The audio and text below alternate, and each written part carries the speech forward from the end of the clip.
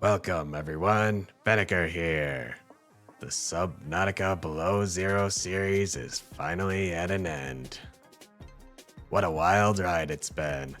Today, I wanted to go over my final thoughts and a review of the game, of its features and the story aspects that I went through. So let's start it out. First, Altera. They kind of set them up as the big bad. Corporation, bad. It's, I guess, an obvious concept, but they really didn't do anything. Everything they've done is kind of given to us secondhand through Sam or Robin. And they kind of just say, like, yeah, they're planning on doing this bad thing, or they're researching the virus for potentially military use. But they pretty much gave up immediately after the lab was destroyed and there was an accident.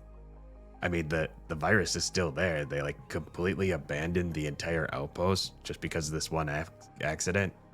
It doesn't really make a whole lot of sense, and they don't really seem very threatening. They never show up again, and they're not really talked outside of vlogs. So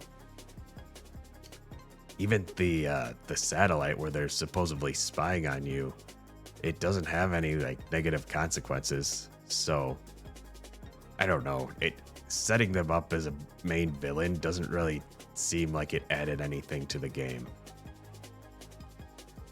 That said, on the bright side, I think as gameplay mechanics, they definitely took Subnautica and improved on a lot of the different features, especially the building, which I really enjoyed. They gave you the sea truck docking bay. That was really cool. There was way more furniture options. You could select different styles of different options. Building the greenhouse was probably one of my favorite things. That was really nice. Putting a bunch of different plants. There was way more plants that had beneficial uses, so that was cool. Kind of on that note, the sea truck. Yes, the sea truck. That's right. I don't know how I feel about this vehicle. Honestly, it's really slow.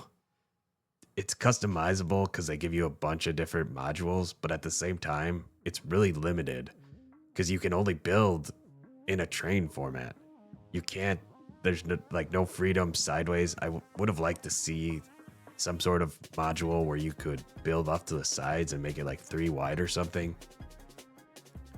But really, it almost takes the worst concepts of the Sea Moth from Subnautica 1 and the Cyclops and combines them into one vehicle that's not as good as either of them. Like the Cyclops was nice. If you could park the Sea Moth in the Cyclops, that would have been awesome and use that for the rest of the game. Then you get like a small ship and this giant mobile base. As it was, I kind of tried to use the sea truck as a mobile base, but it was really limiting. I mean, you can't build anything on the walls.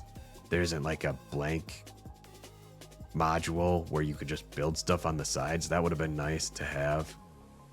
You're pretty much worthless if you wanted to try and set up some sort of like greenhouse or something. I think there was a aquarium module, but I feel like that was more for cosmetic reasons than really setting anything up useful. And then there's the characters. There's just way too many characters. There's Sam, there's Robin, there's Alan, Marguerite, all the people from like Altera and the logs.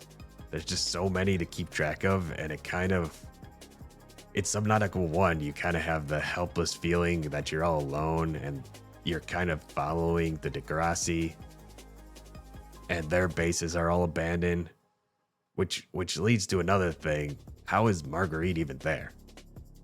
I mean, obviously, she is the best character. A super badass mercenary who built her own custom prawn suit. It's really cool, but like, how can she even be there? The Degrassi, it had to have landed like decades before, judging by like how the bases have decayed, like decades before we even showed up there. It's Subnautica 1. And then she's here after we solved the antidote thing problem in the first one. Doesn't really, she'd have to be like 200 years old. I don't know. She seemed really old in the first game, and then she comes back and now she's old again. I don't know. I mean, the fact that she defeated the Reaper and tamed a Snowstalker, that was actually pretty fun, but I don't know. It doesn't really make sense that she's there. And then there's the whole Robin storyline where she's going there to find what happened to her sister, and then the game pretty much completely abandons that once Alan shows up. To the point where you could probably not even do that storyline and still end the game and nothing would change. So, I don't know, they kind of like decided to do this storyline and then completely switched halfway and just forgot to redo the first part. So it was like the first part of the story was one thing, and then you completely switch to doing all Alan stuff. And there's no reason to even explore the other half of the land area because it's not really relevant. You don't get anything from it. You kind of get some closure for that storyline, but it's not really, it doesn't benefit you at all. So I don't know. I didn't like that part. And then Robin's whole, she had to have like a quip for everything. Every situation, there was some sort of quip. And I will say the one funny part where she was like, Alan, you keep saying that crap and I'm going to swim us into a live Leviathan. That was pretty funny, but I mean, there was just so much. Like every time she had to make some sort of quip about it. And it was just, I don't know, distracted from the whole story. Any serious situation, it kind of ruined the tension. I almost feel like you would be better off just turning off the voice acting. Not that they're bad voice actors, it just kind of distracts, in my opinion, it just distracts from the whole game. So, I don't know. I didn't really like that part of it.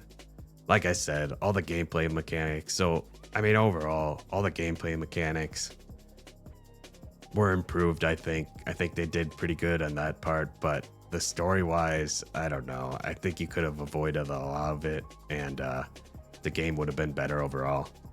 Kind of speaking of that, Alan. I don't know. I mean, he's an architect. You finally get to meet one, and it almost seems kind of a letdown. Maybe it distracts from the mysteriousness of it, that now we actually have a physical representation of it.